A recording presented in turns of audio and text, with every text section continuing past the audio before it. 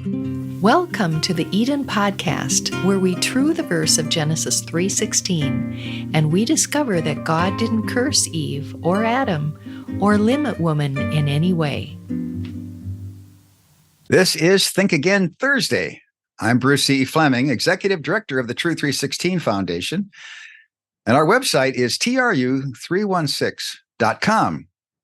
The Tru316 Foundation is the home of the Eden Podcast. And at Tru316, we also focus on books, courses, workshops of all kinds, but they focus on the 7 basic passages on women and men. We're going to be talking in this session about the Book of Eden. And from the Book of Eden, we're going to be able to discover the big problem.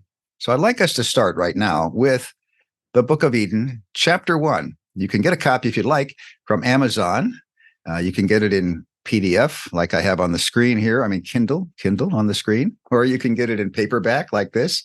It's also on Audible, or you can listen to season 1, episode 1 of the Eden Podcast. Chapter 1, Genesis 3:16 has been polluted.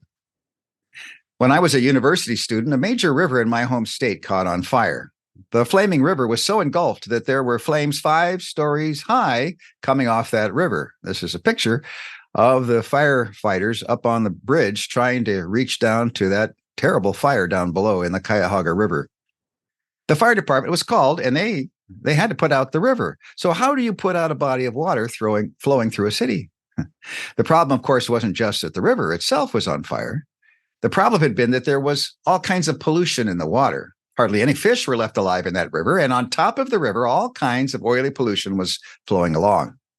A railroad ran alongside the river at points. A passing train had sent some sparks from its wheels down into the river.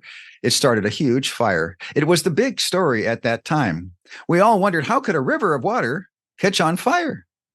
As people looked into it, they discovered it was an ongoing problem. There had been a dozen events in previous years when that river had caught fire. Public interest in that fire moved politicians to eventually pass the Clean Water Act. As we know today, rivers don't catch on fire. It's the pollution in the river that causes the problem. Where did the pollution come from? Well, they went upstream to look, and there they found the source of the pollution. They had to stop the pollution at its source. Then they had to clean it up all the way downstream. It took a lot of work. I would like us to focus on Genesis chapter 3, verse 16. Genesis 3:16, early in the Bible, because it turns out that there's been a lot of pollution dumped into that verse by translations into the modern languages we use today. You'll find it in your English Bible. You'll find it in your French Bible. You'll find it in the African language Bibles that we got to use when we were missionaries there, in Lingala and others. What's happening is they mix new ideas into the verse and cover over the ideas God put there in the original Hebrew words of the verse. Genesis 3:16 itself is great.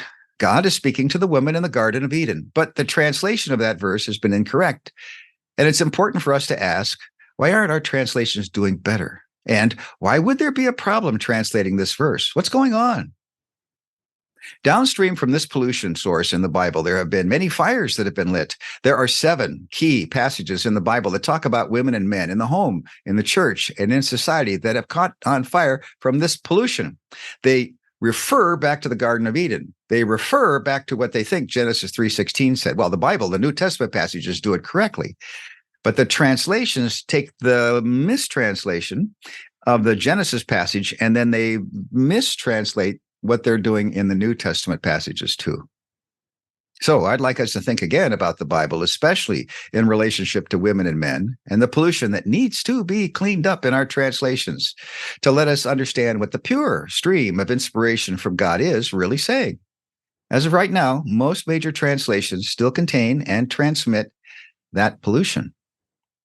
There's been significant research done on this. During my wife's doctoral research years and afterwards, she found the source of the pollution and also found that when the pollution is removed from Genesis 3:16, we see clearly what the message from God really is. What's the pollution? Here it is. The pollution is the idea that somehow, in some way, God basically cursed the woman in the Garden of Eden. Over the years, we've done informal surveys on this. We've simply asked, how many curses did God make in the Garden of Eden? There's a lot of confusion out there. People say there were 3 curses, maybe 4 curses, or maybe even a lot more. They come up with, God cursed the serpent, and God cursed the woman, and God cursed the man. Oh yeah, and God cursed the ground. And some find lots more curses, but they're incorrect. God only made 2 curses in Eden, not 3, not 4, and certainly not more. And importantly, God never cursed the woman. This fact pollution of excess and misplaced curses is not new. One could say it's as old as the serpent. In ancient Jewish teachings, not in the Bible, they came up with 10 curses on Eve. They blamed them on Eve, saying Eve deserved all the 10 curses because supposedly she was the problem. Influenced by the fires set by this polluting idea, people ask questions that add to the pollution. Here's one. If she was the first woman, can we learn more about all women by studying cursed Eve? Here's another. If the first woman deserved a curse, then don't all women deserve her curse? This sounds very much like the poisonous pagan myth of Pandora. The idea there was it was all her fault. All things bad came about because of her. Who would want the world to think this way about his enemy, the woman in the Garden of Eden? All kinds of fires are started by the polluting idea that God somehow cursed the woman in the Garden of Eden. But the truth, right from the Hebrew text of the Bible, is that God did not curse the woman or the man. God cursed only 2 times in the Garden of Eden. God cursed neither the woman nor the man. The Hebrew word for curse is arar or arur. When God first uses the word arar in Genesis 3, God curses the body of the serpent. When God uses the word arar the second time, it's to curse the ground. As the result of the serpent being cursed, it crawls on its belly in the dust, which is a fitting thing. The man had been made out of dust, and the serpent attacked the man and the woman. Because of the curse on the serpent, it would eat dust all the days of its life. The ground also received a curse. This would change things for the woman and the man. It would cause itzabon, which means sorrowful toil when you're doing field work. To start cleaning up this pollution, it's important to look at the way Genesis 2 through 3 is written out in Hebrew, because the way this passage is carefully written tells us what the words themselves mean. The form of the passage itself conveys content. So we need the words, but we need the word patterns. The very complex structure of Genesis 2 and 3 was revealed by my wife, Dr. Joy Fleming, in her research. She discovered that Genesis chapters 2 through 3 contain a literary chiasm. A chiasm. Think of a bell curve or a rainbow. In a chiasm, early and late sections mirror each other or have a correspondence between the first and the last section, the second and the next to the last section, and so on. The center section is often the key or turning point. I find it helpful to think of a chiastic pattern, kind of like a rainbow. When we see part of a rainbow going up, even though we may not see the complete rainbow coming down on the other side, we know what a rainbow is like. So look at this little diagram here. We've got God at work in A, then things get better, B, C, until we get to the very top, D, right in the middle. That's the key idea. Genesis chapter 2 and at the last chapter of the verse. Then we start going downhill with the attack. Satan attacks. Then we have C prime, B prime, A prime. Over here in A, we came into the Garden of Eden. And at the end of A prime, we're going out of the Garden of Eden. Let's go back to the rainbow illustration. We've seen rainbows before, and because we know that rainbows have the same colors on the way up and on the way down, we can predict where the colors will end up because we know how rainbows are structured. We need to recognize that starting with verse 4, Genesis 2 to 3 is structured as a chiasm, like a type of rainbow. If we note what's in the sections of Genesis chapter 2 going up, we can expect certain things coming down in the sections on the other side in Genesis chapter 3. A linchpin. My wife found another important pattern. It is the pattern in Genesis 3:15 to 17. This pattern links God's words to the woman with the words to the man, goes down to them, and God's words to the serpent goes back up to those. It is an interlocking crossover pattern, or a linchpin, centered in God's words to the woman, quoted in Genesis 3:16. In time, she came across an article by a scholar who pointed out a similar linchpin pattern in the first section of Genesis chapter 2 in A, and she had seen it in A prime. There, in chapter 2, 3 verses are linked together in a similar way. This is a crucial way the sections of the chiasm in Genesis chapter 2 and 3 correspond to each other. There's a linchpin in the first section, and there's a linchpin in the last section. But how many people have told you about that before? I had never heard of it before, and she was very excited to discover it. The linchpin in Genesis 3:16 is centered in God's first words to the woman. So we can call that line 1, or we can call that line A. There are 4 lines in Genesis 3:16. In the first line, God takes action. He says, I'm going to do this. And what's he going to do? He's going to do 2 things. I'm going to do this and that. And then he gives us 3 lines of explanation or teaching, but he doesn't take any more action. So let's look at it some more. The linchpin in Genesis 3:16 is centered in God's first words to the woman. The woman is told about 2 things God is going to do that will impact her life. The first thing God will do links down to verse 17 and what God will say next to the man. The second thing links back to verse 15 and what God has just said to the serpent tempter. In Genesis 3:16, God says to the woman, I will greatly multiply 2 things. And the Hebrew words for these 2 things are itzabon and heron, or herion. Itzabon. Now, this one is linked to the man's actions. And this is sad news. If you think about the tree in the Garden of Eden, it had mixed fruit. There was good news and bad news. It was the tree of the knowledge of good and evil. And you'll see in God's words to the woman now in Genesis 3:16, there's a pattern of good, bad, or bad, good. And we're going to see first here, I'm going to multiply 2 things. One is going to be bad, and the other one is going to be good. Itzabon is linked to the man's actions. God tells the woman, you will have itzabon. Itzabon means, you'll see maybe in the old King James, sorrow. You'll come across other places that say toil. And it's not that easy to figure out. Joy thinks it's best to say, with a hyphenated word, sorrowful toil. Sorrowful toil. At this point, God doesn't tell her, Eve, what will cause that to come to pass. God just says, you're going to have it. You're going to have itzabon. But as God talks to the man, as quoted in verse 17, God tells the man, and the woman's listening now, quote, cursed is the ground because of you, and you are going to have itzabon. As a result of God's cursing the ground, when the man works it with his hands, he will have sorrowful toil. What itzabon is and where it comes from becomes clear. The cause of what is prophetically spoken to the woman is revealed when God speaks to the man, because this curse comes in judgment for what the man has done. Itzabon comes as the result of God's curse on the ground because of the man. Let's think some more about curses. A lot of people think a really mean God cursed both the human beings he made. God was sweetness and light in Genesis chapter 2, and then he was mean and cursing in Genesis chapter 3. Well, that's a terrible way to malign God. He didn't do that. God didn't curse either one of them. God didn't curse either the woman or the man. God says to the man, cursed is the ground. The ground, not the man. Well, that was close. God cursed the serpent tempter. God could have cursed the man, but God didn't do that.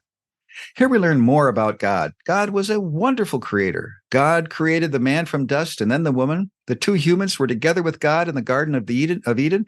God walked with them in the garden, spoke to them. They had fellowship together, friendship, love. They got along well in that garden. And now, after the terrible things that happened at the beginning of Genesis chapter 3, after the attack, and after each one of them disobeyed and ate the fruit, and they did it in different ways, well, God comes along and he doesn't curse either of them. For whatever has gone on in your life in the past and in mine, look at how wonderful God wants to be to us. God was not out to get either the woman or the man, and God wants to be gracious to you and to me. So why does God utter a second curse after cursing the serpent? God says to the man, cursed is the ground because of you. Something the man did earned that curse. God doesn't place that curse on the man. God deflects it and places that curse on the ground. The result of the curse for the man is to be itzabon, toil, or sorrowful toil, when he works the soil with his hands. This Hebrew word itzabon is used only 3 times in the Bible. It's not a general word that can be taken in various ways. It's only used in regard to the ground the Lord God curses. It's not used any other time, in any other place, to mean anything else except the sorrowful toil that will come from working in the cursed ground, doing field work. There is one more time, and that time is in Genesis 5:29. There, the father of Noah, There's a familiar name. We all know about Noah and the flood.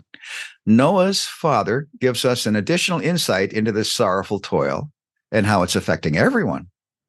The child is named Noah, which means relief or comfort. And here's the verse. This one, Noah, will comfort us concerning our work and the sorrowful toil, itzabon, of our hands because of the ground which the Lord has cursed. So Noah's mom and dad, they're right there, and they're looking forward that maybe this one is going to be the one who will rescue us from this sorrowful toil. Two other Hebrew words that sound similar to itzabon are used in the context of Genesis 3. They are the word etz, which is the word tree, that's at the beginning of chapter 3, and etzev in line B of Genesis 3:16, etzev, which means effort. Yeah, I would even say now it means grief. It means psychological sorrow. Neither one has to do with the specific heartbreaking, sorrowful toil of itzabon that's used only these 3 times in the Bible, and only when talking about working the ground, God curses because of the man. This sorrowful toil God tells the woman about in Genesis 3:16 is not something that applies only to the woman.